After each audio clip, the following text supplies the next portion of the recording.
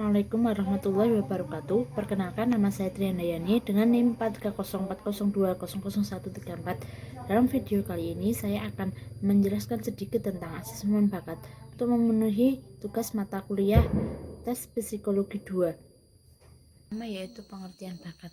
Bakat adalah memperkenalkan suatu kondisi di mana menunjukkan potensi seseorang untuk menunjukkan kecakapannya dalam bidang tertentu. Perwujudan potensi ini biasanya bergantung pada kemampuan belajar individu dalam bidang tertentu, motivasi dan kesempatan-kesempatannya untuk memanfaatkan kemampuan ini. Bakat menurut para ahli yaitu bakat menurut Ketut 1990 adalah memperkenalkan suatu kondisi di mana menunjukkan potensi seseorang untuk mengembangkan kecakapannya dalam suatu bidang tertentu. Bakat menurut Teja Saputra 2003 adalah tingkat kemampuan yang tinggi yang berhasil dicapai seseorang dalam keterampilan tertentu. Menampilkan bakat diperlukan motivasi kuat, disebut minat, yakni kebebasan seseorang memiliki segala sesuatu yang disukai. Menurut Fudyartanta 2004 adalah suatu kondisi karakteristik yang menunjukkan kapasitas seseorang untuk menguasai suatu pengetahuan khusus dengan latihan, keterampilan atau serangkaian respon yang terorganisasi. Bakat adalah suatu kemampuan khusus yang berkembang secara istimewa atau menonjol dibandingkan dengan kemampuan-kemampuan yang lain. Bakat tidak sama dengan kecerdasan, tetapi kecerdasan memiliki dasar untuk berkembangnya bakat. Kecerdasan dapat dipandang sebagai faktor umum dan bakat adalah faktor khusus. Menurut B. Michel mengartikan bakat sebagai kemampuan individu untuk melakukan sesuatu tugas yang sedikit sekali tergantung pada latihan, sedangkan Flanagan mengartikan bakat sebagai kemampuan yang juga bisa diartikan sebagai keberhasilan yang dapat diprediksi. Guilford 1959 dimensi bakat meliputi A. Dimensi persepsi, perhatian, orientasi, waktu. B. Dimensi psikomotorik, contohnya ketelitian, keluasan, dan sebagainya. C. Dimensi intelektual, contohnya memori, evaluatif, dan sebagainya. Sedangkan Alex Subur mengartikan bakat adalah kemampuan alamiah untuk memperoleh pengetahuan atau keterampilan yang relatif yang bersifat umum.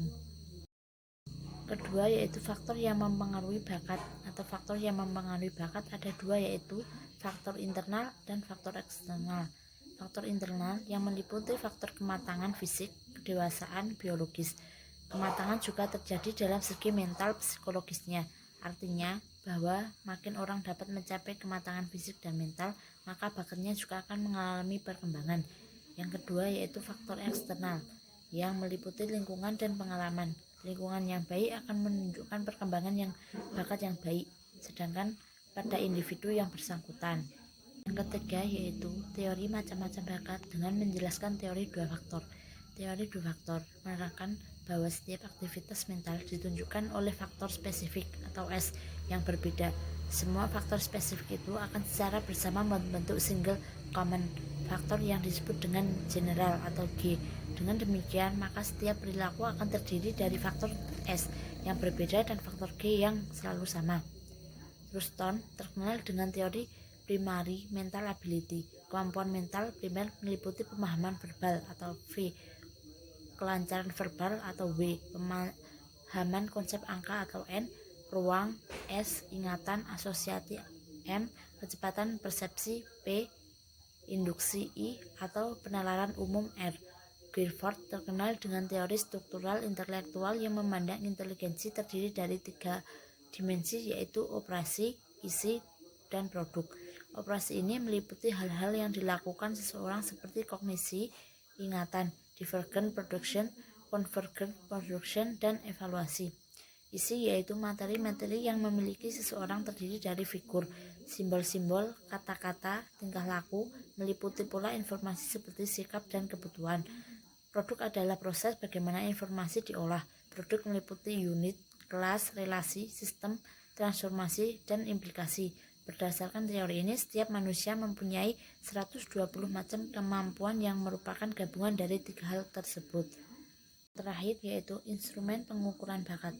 Seiring dengan hasil penelitian pada ahli yang menggunakan metode analisis faktor, terbukti bahwa kemampuan yang diukur tes intelijensi merupakan kemampuan yang jamak atau multifaktor. Developer yang menggunakan analisa faktor untuk menganalisis kemampuan untuk general ability adalah Sparman yang terkenal dengan teori dua faktor. Kemudian diikuti dengan Thurston, Guilford, dan Fanon.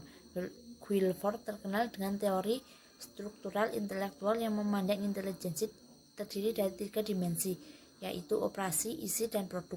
Operasi ini meliputi hal-hal yang dilakukan seseorang seperti kognisi, ingatan, divergent production, convergent production, dan evaluasi.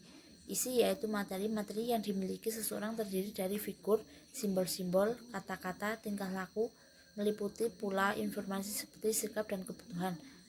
Produk adalah proses bagaimana informasi diolah.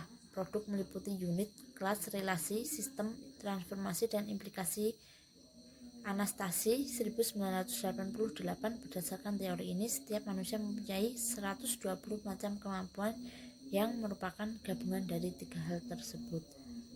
Terima kasih, sekian penjelasan dari saya. Wassalamualaikum warahmatullahi wabarakatuh.